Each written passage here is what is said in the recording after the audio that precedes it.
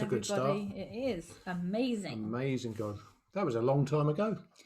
Yes, it does Kind feel of that way. Around about May 2019, which is Was almost it? 2 years ago. Goodness me. Eee. Wow. It's Mother's Day. Happy Mother's Day, everybody. It's Mother's Day. Mothering Sunday, to be correct about it, traditionally Yes. correct. But Mother's Day's fine. Yep. We don't have to be Mothering. argumentative about it. I've been mothering. You've been mothered this morning. And I've been mothered. Great stuff. So it's really good to see you all this morning gathered for worship in this virtual way. I was just sitting, as I sat down this morning with our 3 computer screens and 2 phones in front of us, I was thinking, do you know what? I'm looking forward to looking into some real faces. I know.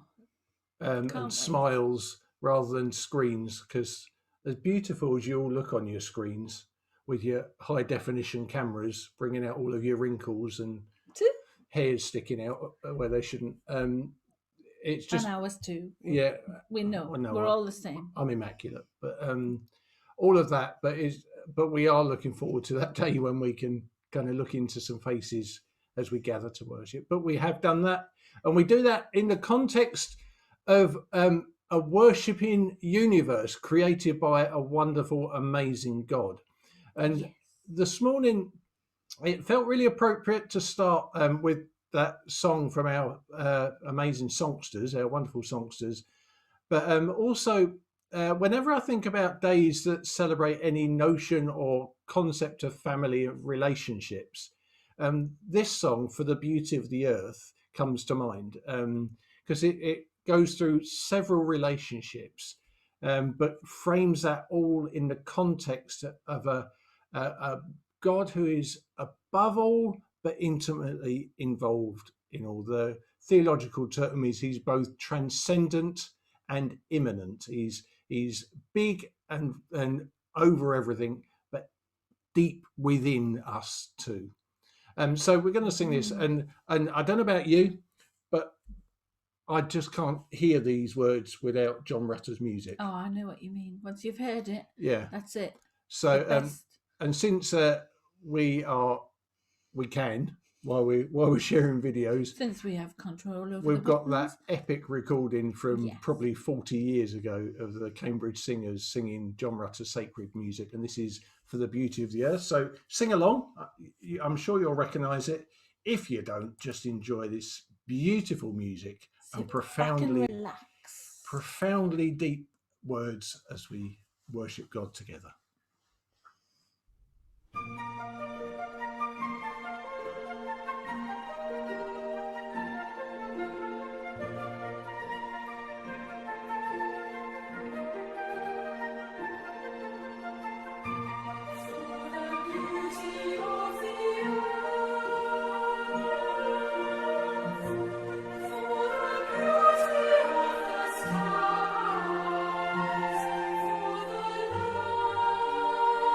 Which from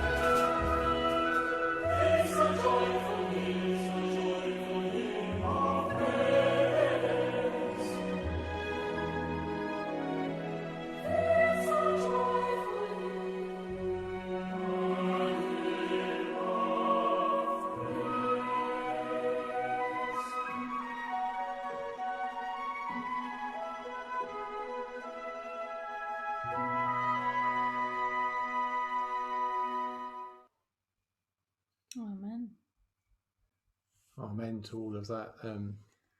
Beautifully poetic words, of course. And it's one of those occasions for me where the tune just kind of hits the spot where the words need emphasizing. So, yeah, always lifts me heavenward, that song does, in that form. There was good images as well that sort of help you sort of, I don't know, just realise how awesome God is. Yeah, and a lot of the images in there contain hands, and I've been thinking a lot about hands recently. I think last week's newsletter, I wrote a little thought on hands, and partly because whenever I think about Mother's Day, or my mum in particular, I think about her hands. Now, my mum worked really hard. She was a carer in a care home. So for all of my life, she worked in elderly care, and so she was constantly, as anyone who does that job, washed her hands a lot. So she didn't have soft, lovely, dainty hands. She did a lot of hand washing clothes as and, well. Yeah, and that was the other thing. She for most of my childhood, she did all of our washing by hand. So I used to remember her washing jeans by putting them on the draining board and scrubbing them with a brush. Yeah. And she just kind of, so her hands were kind of working hands. But there was something about my mum's hands, and this might resonate with a lot of you. Something about my mum's hands that when I held her hand, I felt safe. They were always warm, but I felt safe and secure. There was something about my mum's hands. She used to wear these mittens in the winter time, and there was all sorts in those mittens. To be fair, there was always a tissue in there, and there was normally bus fare. Oh, she's like stored it in there. She stored it in I see. So to get on the bus, she used to take her mitten off, but consequently, so even in the winter time when it was freezing cold, and I do remember a particular occasion. In Enfield Town, which is my home, we used to wait for the bus after doing the shopping to get home again. And if I was with her, we would wait outside this particular bus stop, and it was kind of on a long straight road, London Road, if anyone knows Enfield, London Road, and the wind would often blow down there, and in the winter it was freezing. And I remember there's kind of one lasting memory of my mum is that kind of hiding in her coat and like snuggling in and being really warm and feeling really like kind of the world's disappeared. I probably wasn't that little either. I was probably about 23. No, I was probably, I wasn't a toddler, certainly. So I remember that clear as day. And as I've been thinking about this morning, I've been thinking about warmth and safety, and those two things that come to my mind when I think about my mum. And now you might attach those things to somebody else. And for our prayer time this morning, I want you to think about those two things, warmth and safety. Where do you find those things? In who do you find those things? Because it's true to recognize today, more perhaps than we do any other day, that God's love, which Lorraine spoke about a couple of weeks ago, manifests itself in people. So by manifest, I mean it looks like something in people. 1 John 4 makes that abundantly clear. And so I just want you to frame the warmth and safety of God's love for you in human relationships. So Lorraine, I don't know what kind of a handholder you are. Lorraine and I often we can't do it sitting down, can we? Do you want that? Lorraine and I have trouble because we're a foot different in height. He's too tall. So comfortably and we can only do it one side. We have trouble. Yeah.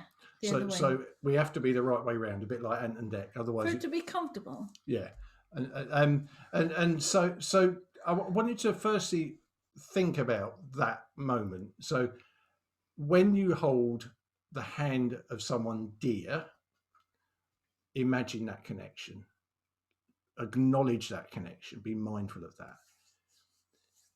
When you feel safe with someone else, imagine that scenario and that relationship. I'm just going to read Psalm 90, a few verses from Psalm 91, and then we're going to sing the lovely Hillsong's song, "Hide Me Now." And this song encompasses what I'm remembering about my mum, and I hope is resonating with you, of warmth and safety. Hide me now under your wings. This idea of this mothering bird scenario where the wings of the Almighty shield us, protect us, and give us warmth. So Psalm 91, first few verses say this: "He who dwells in the shelter of the Most High will rest in the shadow of the Almighty.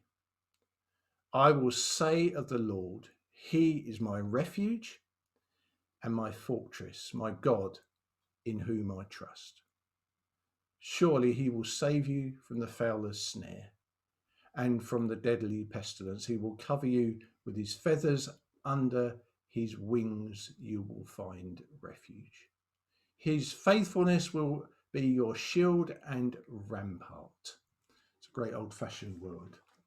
But I just want you to imagine that in very real terms for your life as we sing this song together, or perhaps just listen to the music and the lyrics.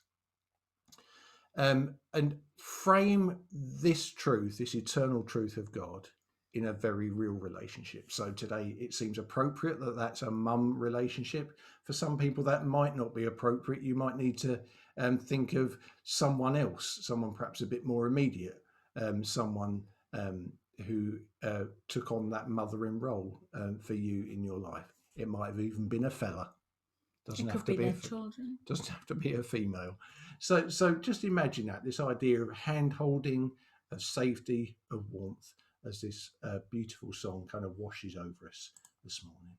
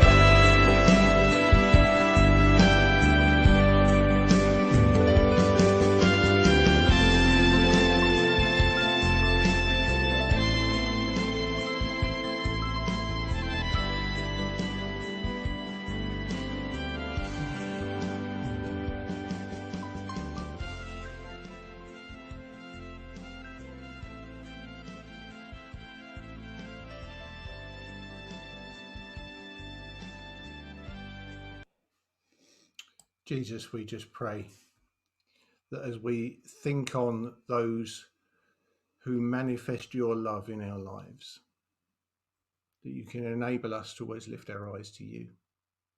Jesus, that we don't pin our eternal hope in someone as flawed as we are, but Jesus, that we can still be so grateful for those who have given their best for us, those that have tried their hardest to show warmth and safety to those in their care.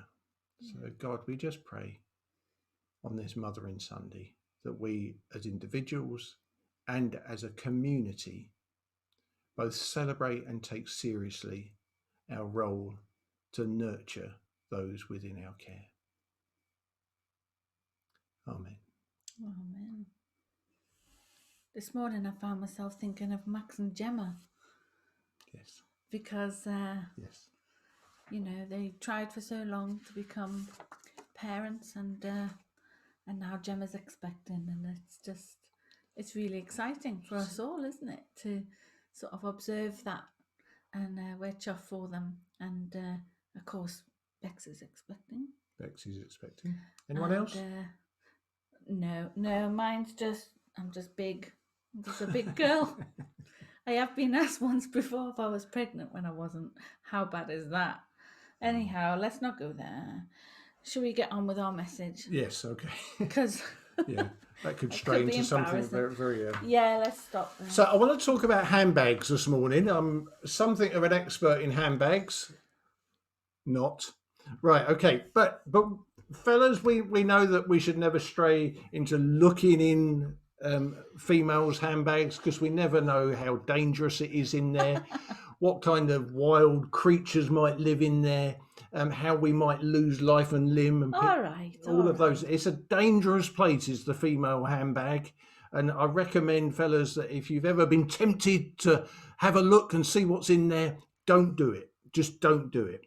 But a mother's handbag contains certain things, in my experience, both as my mum, of Lorraine as a mum, other people as mums. I've observed it from afar. The mother's handbag is a wonderful thing. Firstly, they're really heavy. So it's true that the handbag is probably the heaviest object known to man. It ranks just below Thor's hammer. There's a good reason for that. Well, we're going to find out why that is. But all we need to know is that whatever we need is in that bag. So if the car's broken down, there'll be a whole socket set in there. If someone's got a headache, there'll be something to sort that, and it will be the specific medication that's required in that moment. There'll be variations. If the space shuttle starts to falter, there'll be enough rocket fuel to get it back from wherever it is.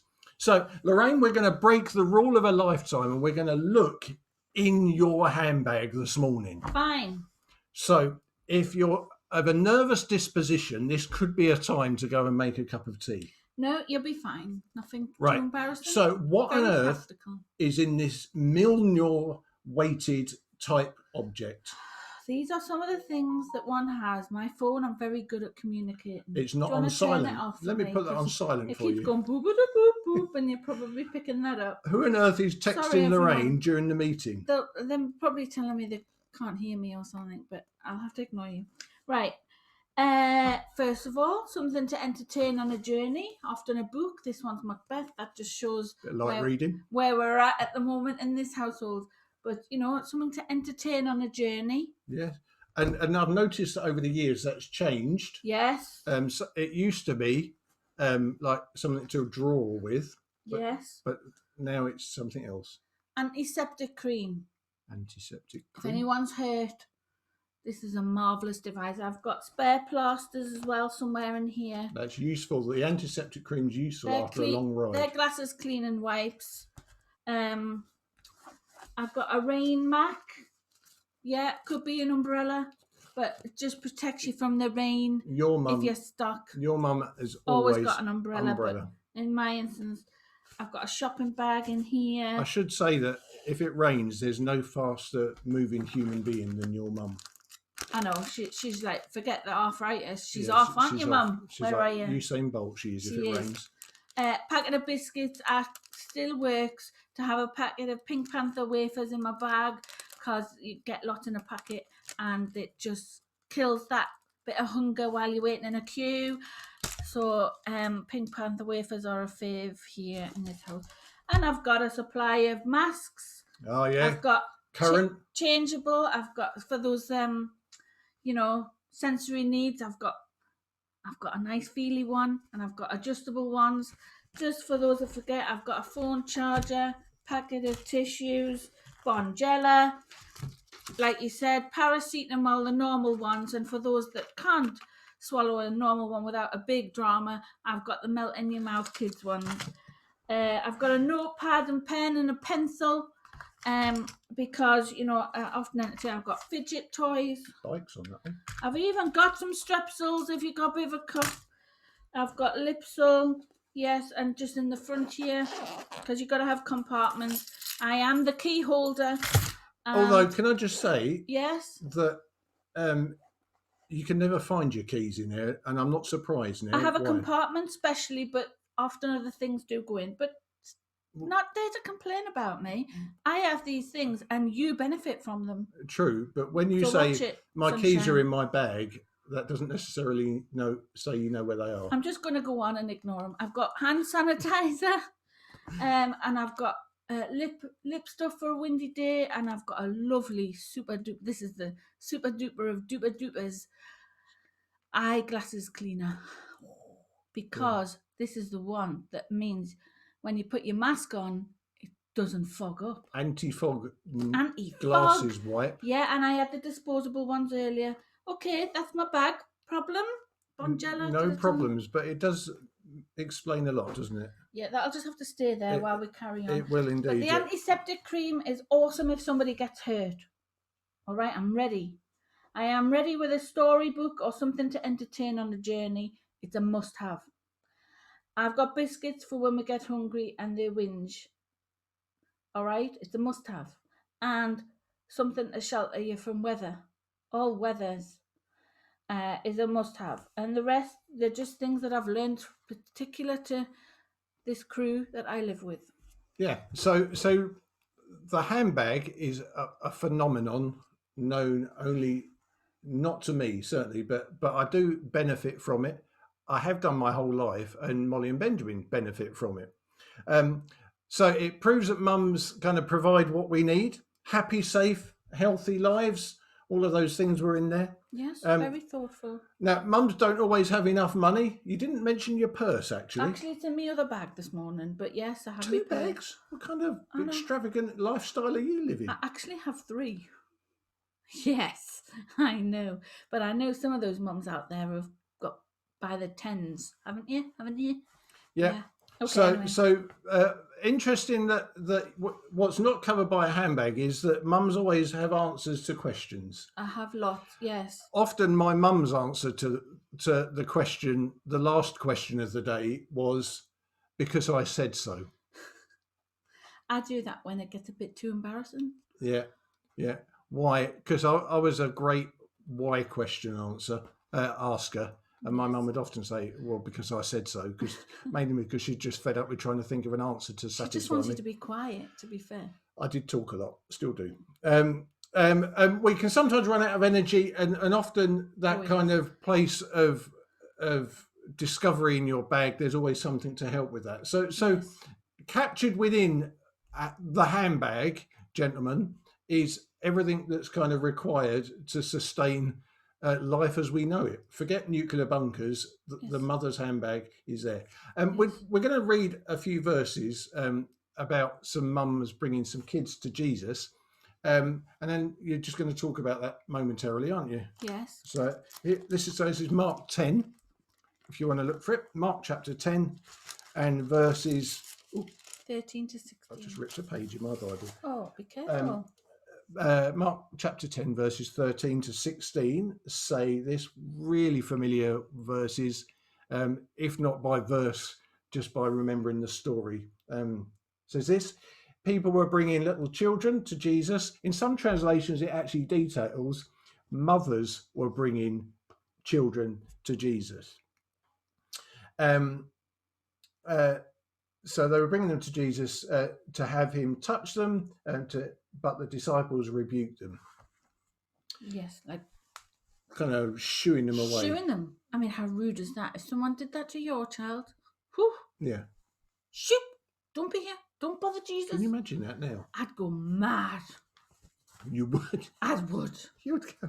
Yeah. How dare you not welcome my children? I'd say.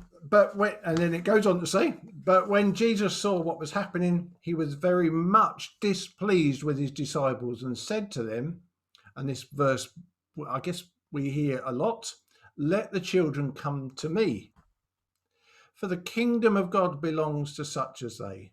Yes. Don't send them away. I often think, though, because they were like probably thinking, well, what's he doing right now? They probably like, well, reluctantly let the children come. I think they're probably like, right, all right then, come on, you better sit here. Don't sit there, sit here. You know, it came with their little disapproval marks. Do it my way. Yeah.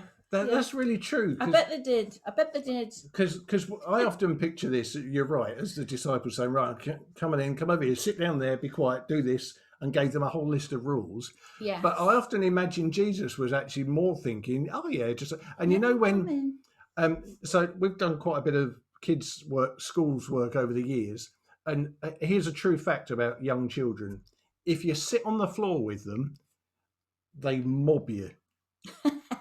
And mob you. So if you, we used, you know, in a kids' club setting, schools they behave perfectly well, but kids' club setting, if I sat in the middle of the floor, they would sit I would have 34 kids mobbing me, and I kind of picture that's what Jesus meant. Oh, yeah, just let them kids come over here and mob me, even if they mob me, just for a minute, let's kind of do this. So it goes on to say. I tell you, as seriously as I know how, I love that line, as seriously as I know how, anyone who refuses to come to God as a little child will never be allowed into his kingdom. He's wagging his fingers. You must let them in. Don't say they can't come in. So I just wonder about that with adults. Sometimes adults are desperately seeking Jesus. And they desperately want to know Jesus. And sometimes we can be guilty of chucking a load of rules at, well, you can do that, and you have to do it like this. Well, they like adult time, don't they? Right. You have to turn up like this, behave like this, do this. When actually what that person wants to do is mob Jesus, just dive on him and be embraced by the King of the universe. And I think that's what Jesus is saying. He wants us to come to him like that. Yes. With abandonment. Because after that, he says, Jesus took the children into his arms and he placed his hand on their heads and he blessed them. He's more than willing to interact and hug them. And it's just great, that. This idea of being embraced. And we've just sung about it. We've just read it in Psalm 91. This Jewish idea of kind of being engulfed in God. And Jesus is trying to get that across to these people, that let's just make this a relationship of abandonment. And in the context of Mothering Sunday, and we're talking about nurturing, I remember my mum giving me loads of rules. Yeah. But mostly what I remember... I bet you needed those, Gary. Yeah. But mostly what I remember is the kind of embrace that comes with that relationship, whether that's a literal embrace or whether that's just one of love. She was very caring. I wonder how you'd feel if you could just for a moment imagine being in that scenario where Jesus's disciples, you brought your children to Jesus and they shooed your children away. I'd feel cross. How would you have felt if you'd been one of those children yourself? How would the person who took you as a child feel when Jesus actually welcomed you? Yeah. How does it feel when it's so good to be there that who would you have wanted to have been with you to experience it as well? It would have been a wonderful experience. So today is about mothers or mothering, but it's about the mother church too. So it's about individuals, but it's about community, a place of nurture. We're not all mothers, um, but we all have a part to play in nurturing people like a mother. God's love has to look like something, and welcoming those that want to find Jesus, no matter who they are, is the simplest of all his tasks he gave to us, his disciples. So we've asked some of you, there's 4 people in our congregation that we've asked to just help us today to think of a time that they remember their mum specifically caring for them, a time where they stood up. They could be there a long time, and that's what they all said, because there's lots of stories, isn't there? But we just wanted an example of a time when mum really cared and it made an impact on them. So here, have a listen. I remember a time when my mum, so when Lorraine asked about making this video, she gave us a few examples and things that we perhaps could use. Well, of the list, I was saying, yes, my mum's done that for me. Yes, she's done that and that and that. Well, you get the picture. So my mum is only little in stature, but oh my word, she may be small, but she's mighty and powerful. All through my life, she's been there to help me, emotionally, practically, financially and spiritually. But if I really had to remember a time when mum helped me, it would be when I worked in the Broadway charity shop. If I ever needed any help, she would always drop whatever she was doing to come and serve alongside me. Many times the shop would not have been able to function without mum giving up her time. She's still volunteering today at aged 88 in the Salvation Army shop in Stanground. You see, strong and powerful. Her best superpower though is her faith and prayers for others. I know she's loving and praying for me continually. In my circle of friends, they often ask her to pray for them and their families. So small but mighty and powerful. Loving, giving, hardworking, funny, kind, faithful and true. But do you know the best thing about my mum?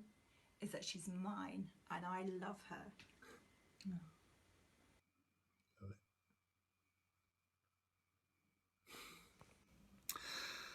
All of us today, as either a son or daughter or husband or wife or mother, have our own thoughts on this day.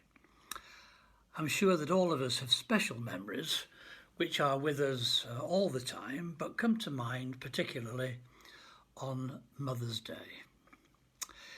In my case, and at my age, it's actually a long time since I lost my mum, 22 years in fact, but my recollections are of course quite distant, not forgotten, not faded, but certainly back in time.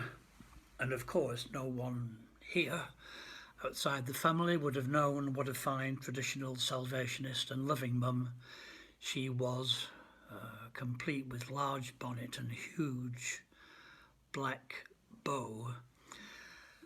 I was born into a loving home as the youngest of 3 children, and mum and dad were staunch Salvationists, and so my youngest memories are somehow all tied up with army life and an extremely exemplary Christian environment.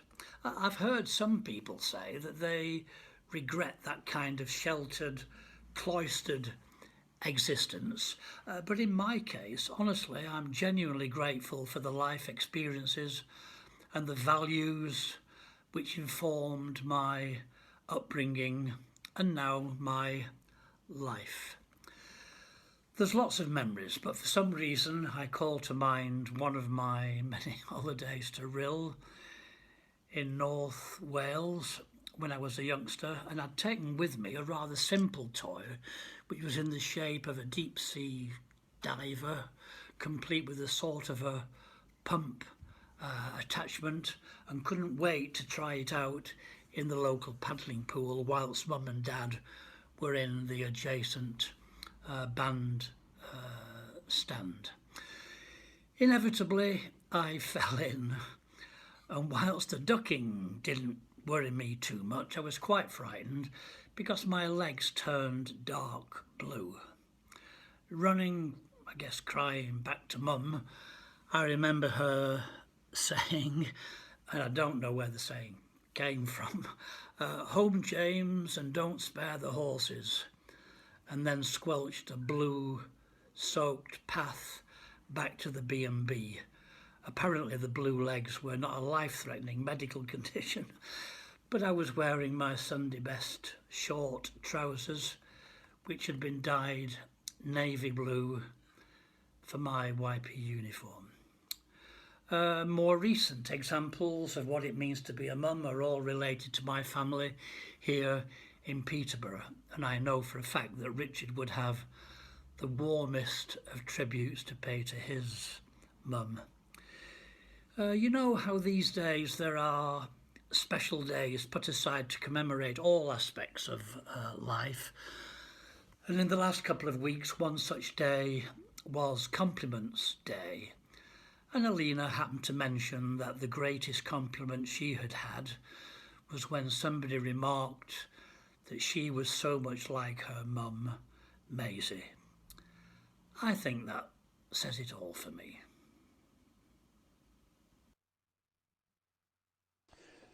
I remember a time when my mum took care of me, which is a lie. There's more than one time, in fact. When has there not been a time during all my 43 years that my mum hasn't taken good care of me? I know what you're thinking. There's no way that guy's 43 years old. He looks too good. And the good news is there's nothing wrong with your eyesight. But enough about me. Back to my mum. Yeah, she's always taken care of me and Gaz and Dad in a very practical way. The most recent of which was when I temporarily moved in with them. While trying to get my own place, going through a separation, divorce, etc. COVID happened, lockdowns happened, housing markets slowing down, estate agents, solicitors going on furlough, turned that temporary into nearly a year of living with them, and bless them for putting up with me for that long. But again, Mum was good to take care of me in practical ways. One of my favourite times was she'd sometimes bring me a coffee every day as I'm working in an upstairs bedroom, and she did join in on one of our video conferences once, which my colleagues enjoyed and asked if that was my servant or housemaid. After that, she would often come in trying to stoop low as if that would prevent her from being on the camera. So that was amusing. Anyway, yeah, Mum has always taken great care of me, and I like to think some of that's rubbed off on me in the way I just love on my own children now and just serve them wholeheartedly, whatever they need, whatever they want. So thank you, Mum. And I think the best compliment I can pay to my mum is that I never need her to tell me she loves me. I just know she does.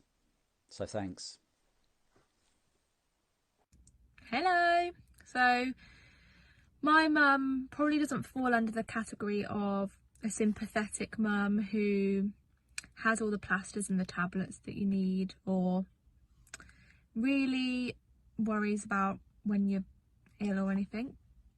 But she will stand up for you in an argument. So when my music teacher in year 11 said that it was quite clear that I didn't have a musical background, that didn't go down too well, and I was definitely stood up for with a list of musical family members and videos sent to the teacher of me singing without me knowing.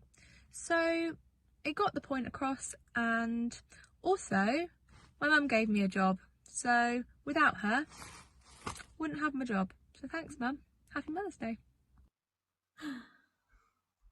Awesome. Wow. There we go. There's Great lots stuff. of caring mums in our core, isn't there? Definitely, yeah. Or has been. I'm just going to read two verses from 2 Timothy. First is 2 Timothy chapter 1 and verse 5, and then the second is 2 Timothy chapter 3 and verse 14.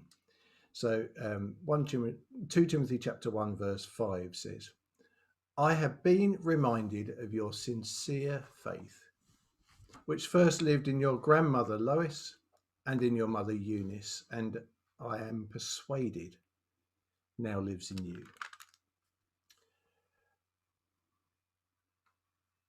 And then, but as for you, continue in what you have learned and have become convinced of, because you know those from whom you learned it. Mums and carers have taught us and helped us to live in the right way. How to tie shoelaces, tell the time, bake cakes, iron, to be kind to others, to be helpful, to tell the truth. It goes on. And also to love God. We do want to remember and learn what our mums or mum figures or people in our lives have taught us. We want them to go deep inside us and to know the right way to live, how to handle life's demands emotionally and healthily. I found remembering what my mum had told me to do was or not to do was good for my ongoing health. Absolutely. And one day our own children might realise just how supportive we are as well, or that I'm trying to be. In Timothy, though, the reading that we've just heard, those 2 verses tell about Timothy's mum and his grandma and how they taught Timothy how to love God and how to follow his ways for life. You know, when we dedicate a child in the Salvation Army, it's really about the parents' promise that they make to God about, and there's different versions depending on who's a Christian and or not. But the wording's really specific about how the parents choose to bring their children up. Yeah. And Timothy really did follow what his mum and grandma taught him about the right way to live because he trusted them. He was in that special relationship. He knew they loved him and they knew his best interests and had that at the forefront of their minds. Yeah, and most of us can trust our mums or primary carers to show us the right way to live. Most, not all. Yeah. But we can trust that relationship to show us the right way to live because we know they love us and want the best for us. Much like Richard said, how his mum doesn't have to say she loves him all the time. He just knows she loves him. Right. And I think today, I celebrate those of you that have their mum still with them and celebrate that today. Really, we do. Also for those that remember their mums, like Brian, I celebrate that just as much. Yeah. And I celebrate the fact for even those that feel a bit lost because that mum relationship wasn't really there. I'm sorry about that. I really am. However, I know you've got people that took that role on. And I know that all of us have God, the very person that actually mums depend on to do their job, the very person whom the love of God supplies the mum with all they need to pour out that love to their children. And it's God that has the capacity to help us when we're hurt. The Savalon. He can guide us on the journey and give us things that will give purpose to our lives and entertain us with the right things, the book. He provides us when we're hungry. He provides shelter in the storms of life. And I'm talking real shelter. You don't mean an umbrella? Or a Pack-a-mac. A pack-a-mac. But really, he's the awesome one that has all that we need. And he has the ultimate mum bag, if you want. But he's our father too. He provides all that we need, including mother figures. Yeah. They were a gift from God. God is love. We need to know his love and how that manifests in our lives. That's mark number 1. Know the love of God with all your heart, with all your soul, with all your mind. We're going to play you a beautiful song that I'd like you to make a personal song to God and to say to him yourself, from you in your home to him in heaven. Teach me how to love you.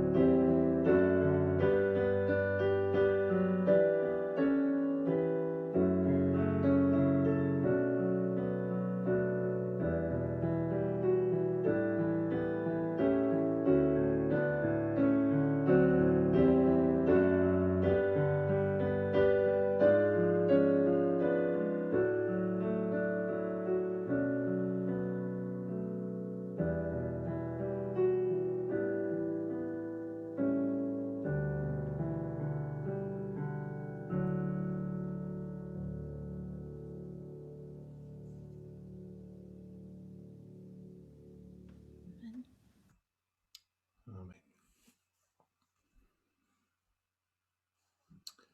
Over Amen. to you. Announcements. Yeah, Okay, so there's a few. there's a few announcements. So the ordinary stuff, I don't like saying that ordinary because it's all extraordinary. But so this week we have the prayer meeting Thursday morning, 9:30. Remember, it's the same logins as this morning. It's 20 minutes out of your day.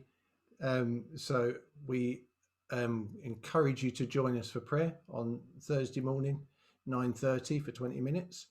And then in the evening, 7:30, 9:30, I nearly said 7:30. Again, the same logins as this. It's the 4th in our Lent study series, looking at the prayers of Jesus, and we're just so encouraged in how positive and well this is going.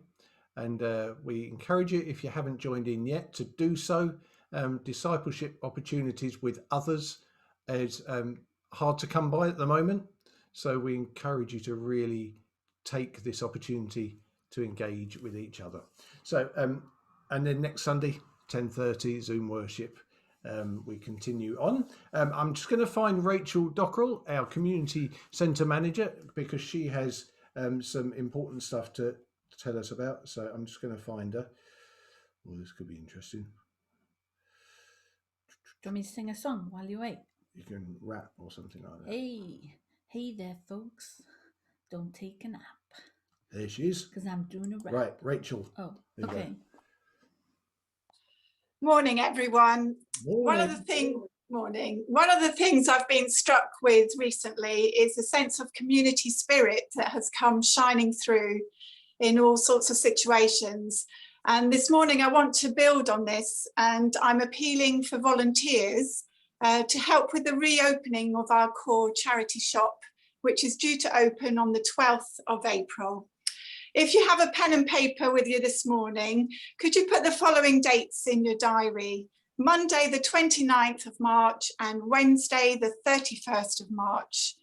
If you can help with sorting clothes, restacking shelves, can you let me know if you're able to help on the 29th? And if you are strong and muscly, can you let me know if you will be free to help on the 31st of March with moving furniture and moving stock around the shop? This morning, I want to take time to thank you to all the volunteers who give up hours of their time to support the work of the community centre and the charity shop. It's really appreciated, and I pray that God will bless the work going on in Peterborough. And then just finally, a brief reminder to those that are helping unload the bus tomorrow, if you can meet at the shop at 10 a.m, that would be great. Thank you and have a good day. Thanks, Rachel. Great stuff. Great. She's good, isn't she, She's Gary? doing a good job. She is. She's not new anymore. She's been around a bless while. her, she is. There's a lot to learn, isn't there? But she's doing a great job. But I did encourage her to use the excuse of being new for about a year. Oh, she can use it for about 10. Always, we do. Always were. We're new. We're still new in Peterborough. Yes. So, right, we're going to conclude the meeting with band piece Whiter by Barry Gott. This is the bandmaster's particular favourite, and he loves hearing this particular performance of it. And we're going to listen to that, and you can engage in the chat while it's going on, or you can just be enthralled by the depth of this music as we celebrate all that's great about it, and in particular Mr. Ian Dockrell and the trombone solo within it. Whoa, go on, son.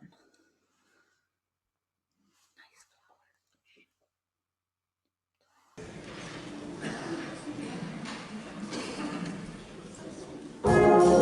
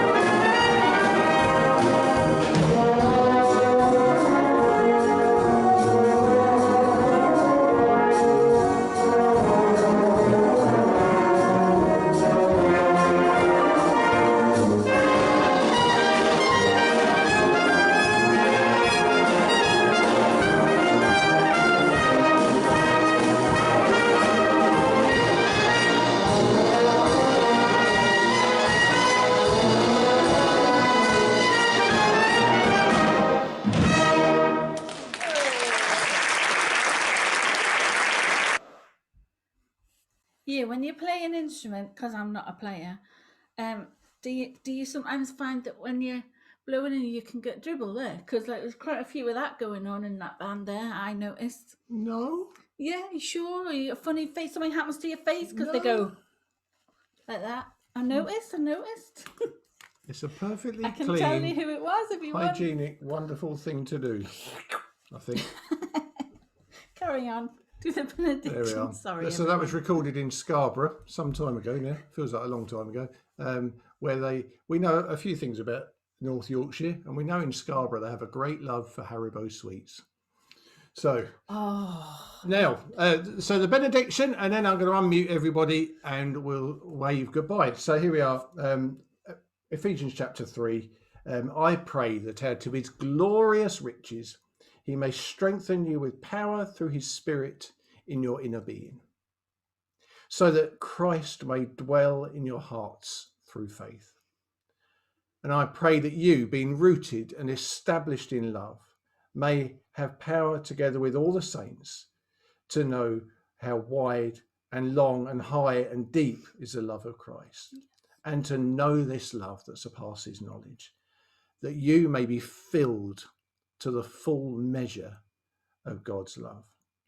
Now to him who is able to do immeasurably more than all we ask or imagine, according to his power that is at work within us. To him be glory in the church and in Christ Jesus throughout all generations, forever and ever. Amen. Amen. Amen. Amen. Good morning, everyone. And we look forward to hearing you say goodbye. Goodbye. Bye. Bye. Bye, Bye. everyone. Goodbye. Bye. Bye. Bye. Bye. Bye. Bye. Bye. Bye. Bye. Bye. Bye, everyone. See you soon. Bye, Jill Riley. Bye. Happy Mother's Day to you. And to you, love. Bye. Thank you.